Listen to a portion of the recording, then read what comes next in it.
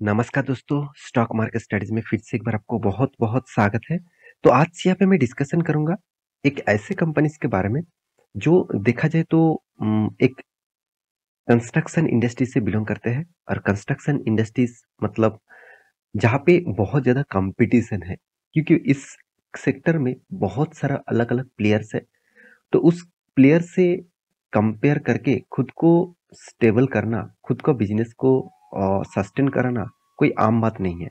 तो मैं आज उसी से जुड़े हुए एक कंपनीज़ के बारे में बात करूँगा, जिसका नाम है आप देख सक एनसीसी तो सॉरी एनबीसीसी। जो एनबीसीसी कंपनीज़ है, वो देखा जाए तो एक गवर्नमेंट कंपनी है। तो एक गवर्नमेंट एंटरप्राइजेज़ कंपनी है। आप यहाँ पे खुद देख सकते हैं, यहाँ पे लिखा क्या गया है, ए गवर्नमेंट ऑफ इंडिया एंटरप्राइजेज़। तो अराउंड 61% के आसपास गवर्नमेंट का हिस्सेदारी इस कंपनी के ऊपर है।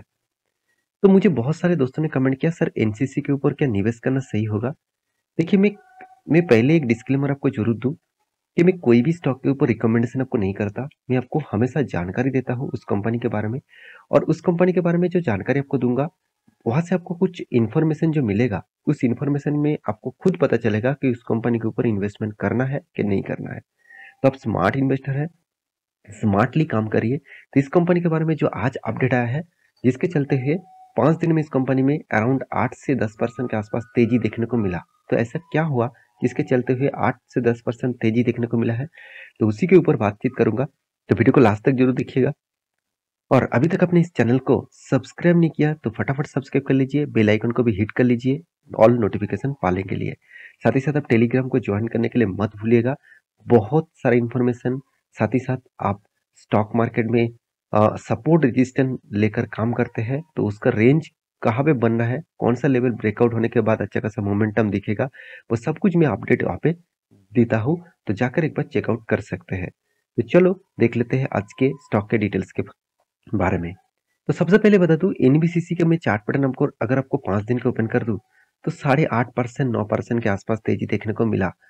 तो एक मंथ में देखा जाए तो ऑब्वियसली पॉजिटिव में है, 6 मंथ में देखा जाए तो कुछ खास परफॉर्मेंस नहीं है। एक साल में करीबन कंपनी 7% तक लॉस दिया। तो अब इतना तो ठीक ठाक था। 5 साल में देखा जाए तो कंपनी 60% क्रैश। इसका मतलब 100 रुपीज में चलने वाला कंपनी आज 35 रुपीज में चल रहा है। तो मैक्सिमम चार्ट पर ओपन कर दूं तो यहाँ पे कितना 450% का रिटर्न दिया। तो 450% देखकर लोग खुश हो जाएगा। एक टाइम कंपनी देखिए, कंपनी लोअर साइड में देखा है तो 6 रुपीज के आसपास था और हायर साइड में देखा है तो 150 रुपीज तक गया था। तो 150 रुपीज के जाने के बाद 2017 के बाद कंपनी के ऊपर ऐसे क्या हुआ जिसके ऊपर इतना ज्यादा क्रैश देखने को मिला है? इसके ऊपर मैं एक वीडियो, सेपरेट वीडियो आपको बना के दिया हूँ।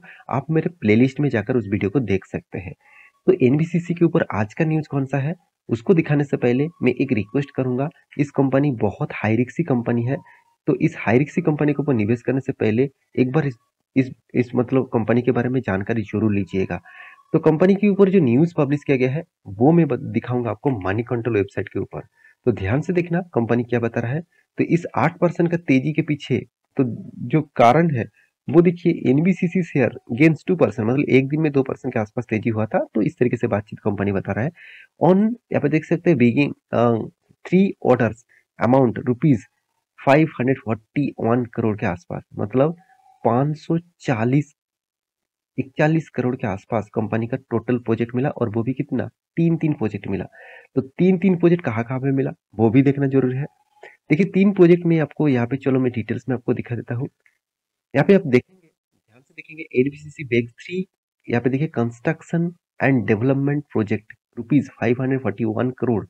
The company has received 3 construction order development project rupees 541 crore, including development of new industrial, यहाँ पे देख सकते हैं, industrial state in union territory of Jammu Kashmir. मतलब जम्मू कश्मीर में कितना प्रोजेक्ट मिला, 217 करोड़ के आसपास, 217.27 करोड़ के आसपास। एंड कंस्ट्रक्शन ऑफ इन मतलब institute of chemical technology Bhubaneswar, मतलब उड़ीसा में आपको कंपनी को कितना प्रोजेक्ट मिला, 300 करोड़ के आसपास। इसका मतलब कुल मिलाकर जो प्रोजेक्ट है वो देखा जाए तो 3 जगह पे मिला है। और एक जगह कहाँ पे है, चलो वो भी मैं आपको बता देता हूँ। वो जगह चलो मैं आपको ऊपर दिखा देता हूँ, आप देख सकते हैं।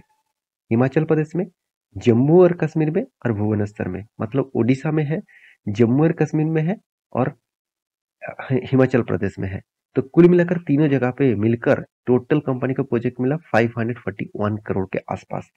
तो आप देखेंगे, आप देख सकते हैं मार्च 8 आफ्टर द कंपनी का 8% का जो जंप हुआ था उसी के बारे में बातचीत किया जा रहा है।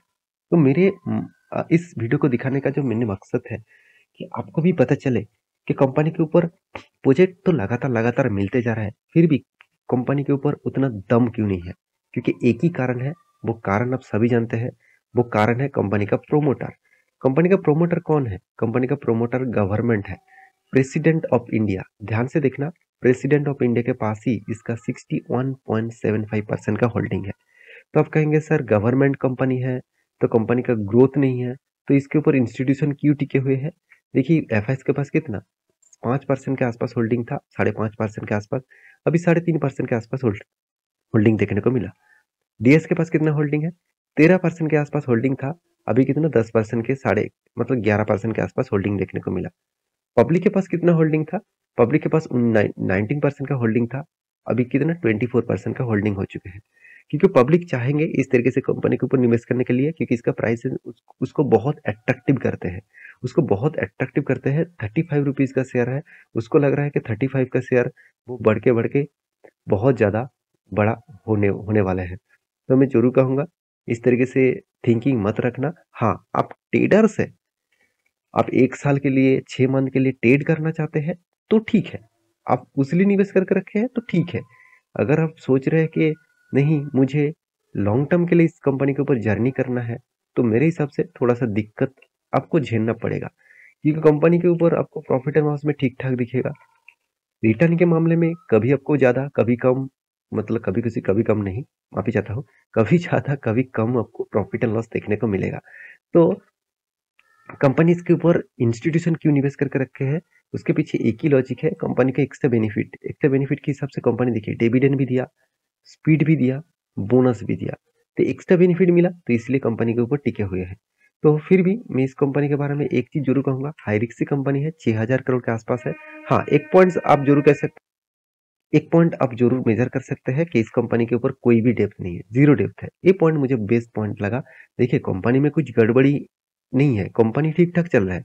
सिर्फ एक ही चीज के कारण, गवर्नमेंट कंपनी होने के कारण इसको लगातार जो प्रोजेक्ट है वो नहीं मिलता, इसको गवर्नमेंट का ही प्रोजेक्ट मिलता है, कोई प्राइवेट का प्रोजेक्ट तो नहीं मिलता। तो इसीलिए गवर्नमेंट का जब प्रोजेक्ट बनता है उसके ऊपर बहुत सारे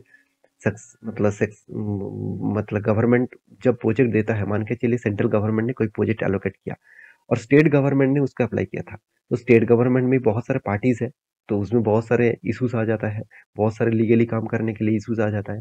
तो यही सब चलते रहते हैं, तो इसलिए टाइम पीरियड ज्यादा लगता है, तो कंपनी के हाथ में पैसा आने में बहुत टाइम लग जाता है। तो आप ध्यान से देखेंगे डे टू डे कितना 95 डेज, मतलब अराउंड अराउंड 100 दिन लग रहा है कंपनी के हाथ में माल तो यहाँ पे बेच नहीं रहा, वो कंस्ट्रक्शन कर रहा है, तो उसको बनाने के बाद 100 डेज के बाद कंपनी के हाथ में पैसा आ रहा है।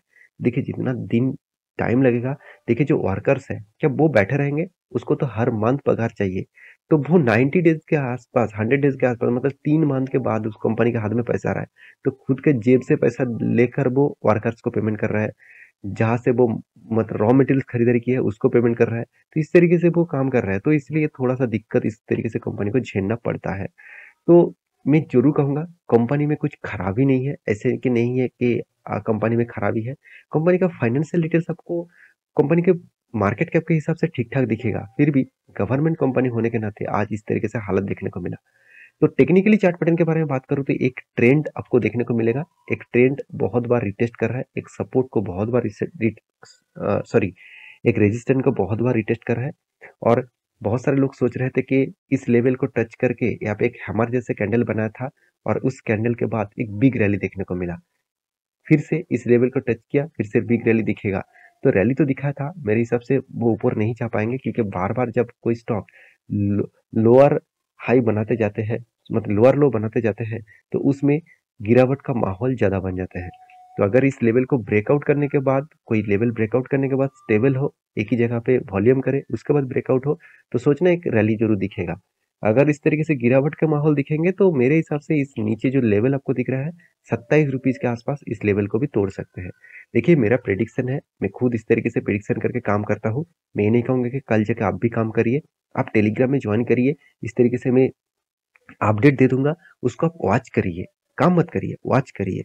आपको अच्छा लगता है तो आप उसके बाद थोड़ा-सा खुद का रिसर्च करिए क्योंकि आपको भी एनालिसिस करना पड़ेगा, उसके बाद निवेश करेंगे तो आपको सही प्रॉफ़िट मिलेगा। तो मेरी इस वीडियो आपको कैसा लगा ज़रूर कमेंट करना। इसी तरीके से कंटिन्यूअसली वीडियो पाने के लिए चैनल को सब्सक्राइब और बेल आइकन को हिट करके ज़रूर रख देना। मिलते हैं नेक्स्ट वीडियो में, तब तक के लिए अच्छे से रहिए, अपना ख्याल रखिए। Bye bye.